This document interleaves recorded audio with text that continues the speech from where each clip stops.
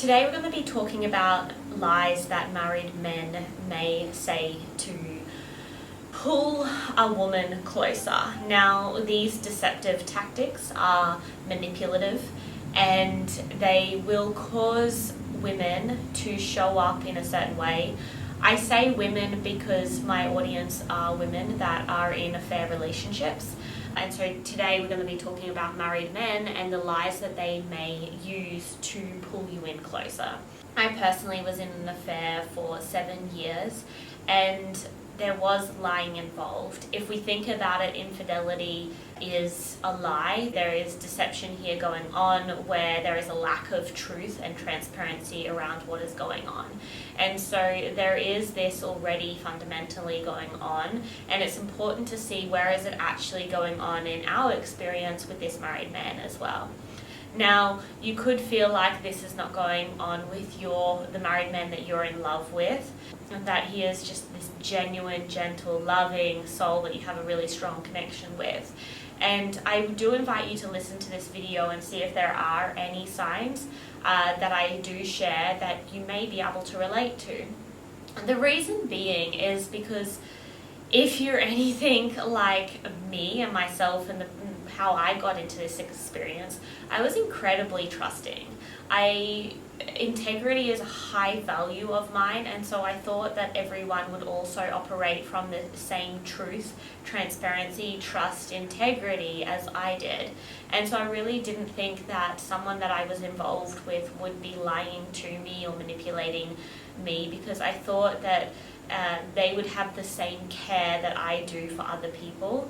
And in reality, there was some of these lies going on, and when I could spot them, then I could feel the pull that it would actually have, the effect that it would have on me in drawing me closer to this person. Yet the pull is not just a genuine love where you're pulled in because of the connection. It's come through manipulation where there's force, and so there's an energy of it that doesn't feel fully freeing. And you feel that deep down when you tune into your feelings.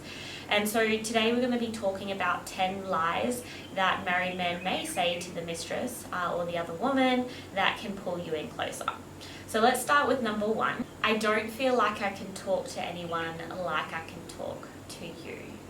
Now, immediately this makes us feel so special.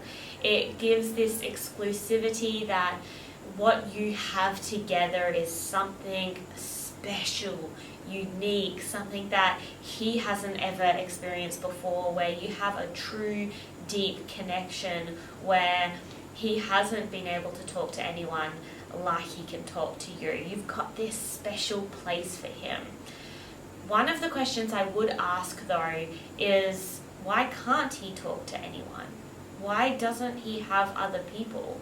That to me would be an orange flag that is worth raising some question marks around. Why doesn't he have friends that he can trust? Or when he's in his true transparency, do his friends point out some of these things that he doesn't want to hear? And so, or does he have close friends is another question. And why doesn't he have these close friends? So it's really important to ask the rosiness of this question. Like, I have this deep connection with you. I don't feel like I can talk to anyone like I can talk to you. It sounds rosy and amazing, but I do want to ask you to explore that sentence some more and be like, do I want my future partner to feel like he can depend on other people, and why doesn't he have those people in his life? And if he does, maybe they point out some things that he doesn't necessarily want to hear, and so he wants to come to you, the understanding person that will really feel in his challenges and hold space for him, but not fully call him to a higher level. So that's one of them. The next one is, you don't get angry like my wife does. And this can come in all sorts of flavors. It can be like, you don't get angry like my wife does. You don't get all paranoid like my wife does. Whatever the you don't do this like my wife does and I don't like my wife doing this, it immediately causes this subconscious thing that if you do what he doesn't like, then he also may jeopardize the relationship with you too.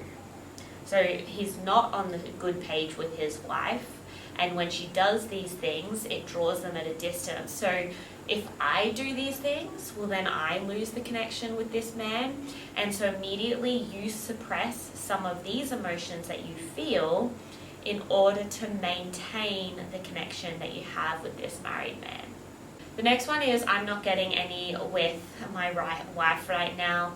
This makes you feel like you have this special role and that you are fulfilling a need that he isn't getting fulfilled in his partnership, or maybe you feel bad that he's not feeling fulfilled in his marriage and that you have this special place. One question I ask is, why does his wife not want to be close to him? It's a pretty significant question.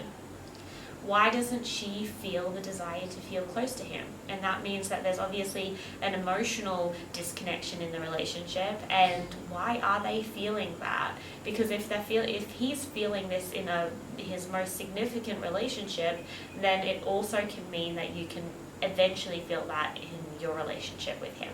Okay, number 4 is, I feel alive when I'm with you.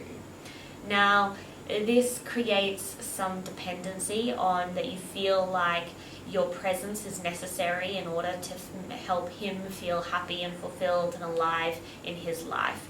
And so immediately, it's like if I'm honoring myself, and at times this comes to, if I feel deep down I need to leave this relationship, I feel dependent on him and ensuring that he's happy in his life. And if I leave, then he's not going to be happy. And so then we stay in order to create happiness, or if you're working with him, making sure that he's making sure that you're fulfilling some roles in the workplace to make sure that you're taking the stress and the pressure off him.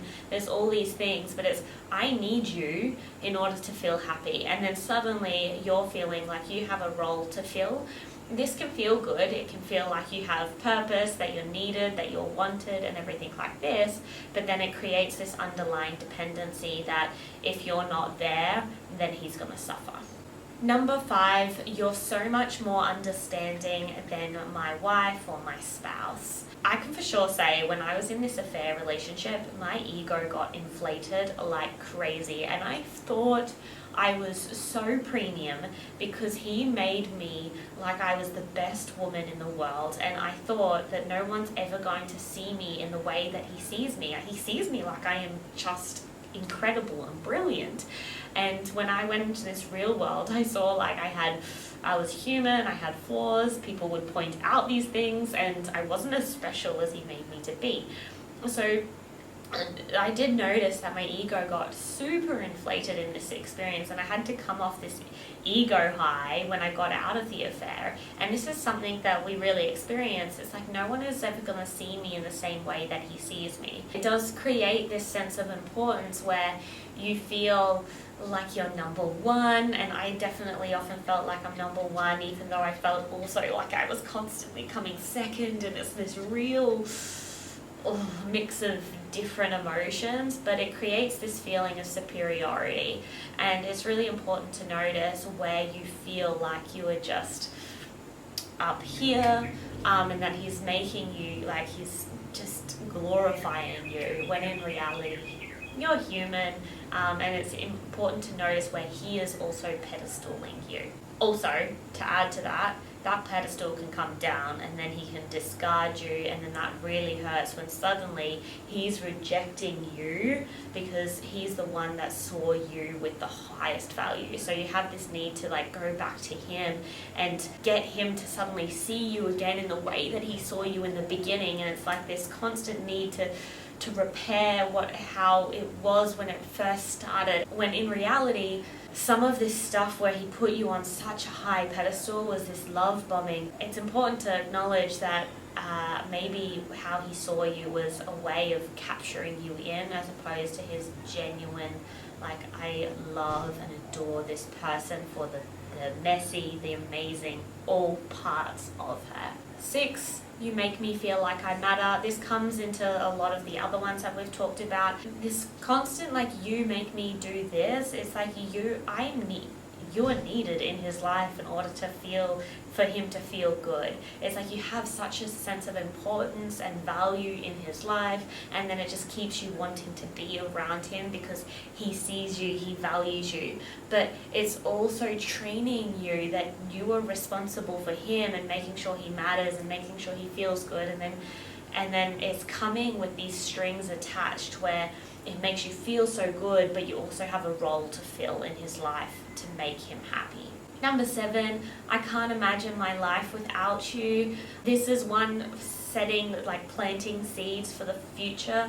Like, we can't live without each other, when in reality you don't fully know if that's ever going to unfold, and yet he's saying things that presume that he can't live without you. And so does that mean we have a future together? And it's just like creating these seeds that make you more invested than, without even knowing that you're becoming more and more invested, because he's saying lines that are capturing you in. It's also subconsciously saying that his marriage is doomed. Like, he can't live without you, he needs you in his life, and so you think that he's moving forward in the direction of committing to you, when in reality you don't fully know if he's ever going to do that. And so he might be saying things like that, but we need tangible action momentum forward, as opposed to all these glossy glory, like rosy lines that don't necessarily mean anything. Manipulation is, it's pulling you in, but does it have substance to it? And the substance is usually from action as opposed to words. My marriage is practically over anyway. This speaks to itself. It's like, well, apparently their relationship is dead, so now we're moving on to our relationship. He's not happy there, and he's happy here, so happy after all of these lines that we've said above. He's so happy here, and so his marriage is dead, so 1 + 1 = 2, right? And in reality that's not necessarily the case. He's in a lot of these lines that I have said, he's saying, I can't do it without you, pointing fingers at other people, I need you, these people aren't doing what I need, and all of these things, as opposed to like, all of these lines is like, I need you, you do this, you fulfill this, those people don't fulfill that. It's all putting the responsibility on others, as opposed to how do I get this within myself. And it's really important to acknowledge this, because there's a constant subtle responsibility in the shoes of others, as opposed to owning it in himself. I am responsible for my own happiness, as opposed to you making you responsible for my happiness. And the last one is, I'm trapped in my marriage, but I feel free with you. Again, I need you in order to feel fulfilled. I need you. You make me happy. It makes you feel like you have a sense of value. Like, it makes you feel like you're so worthy, and yet again, he's being dependent on you in order to feel fulfilled in his life. And that is codependent enmeshment, as opposed to I'm honoring and fulfilling me and you complement me. So I just want to point out some of these. I'd love to hear what lines that you've heard.